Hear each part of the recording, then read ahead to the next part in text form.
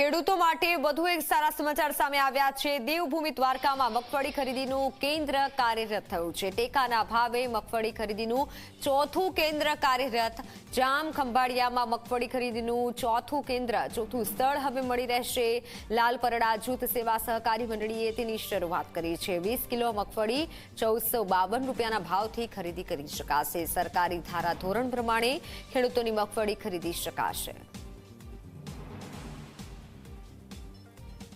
દ્વારકા જિલ્લામાં ટોટલ 71,424 ખેડૂતોનું રજીસ્ટ્રેશન થયેલું છે અને આપણે જે મગફળીના જે ધારાધોરણો જોઈએ તો એમાં કેવું મોટી જે મગફળી ખરી તેમાં 65નો ઉતારો અને જે ઝીણી મગફળી હોય તેનો 70નો ઉતારો અને આપણે જોવા જઈએ મોઇસ્ચર એટલે ભેજની ટકાવારી 8ની મર્યાદા ધારાધોરણ પૂર્વ સરકારની ગાઈડલાઇન્સ પ્રમાણે આપેલી છે અને ડેમેજ 2% અને જે વિદેશી ઔષધિ મતલબ જે કચરો છે એ 2%। એટલે ખેડૂતોને શું હોય કે સાફ કરીને તો લાવે જ છે પણ જો ભેજનું અને આનું તો બહુ ખબર હોય નહીં, એના કારણે જો પણ કોઈ પણ પ્રશ્ન આવે તો અહીંયા આગળ કેન્દ્ર ખાતે અને મંડળીઓ દ્વારા તેમને સમજાવવામાં આવે છે અને કોઈ પણ પ્રશ્ન હોય તો મંડળીઓ દ્વારા એમનો નિકાલ કરવામાં આવે છે।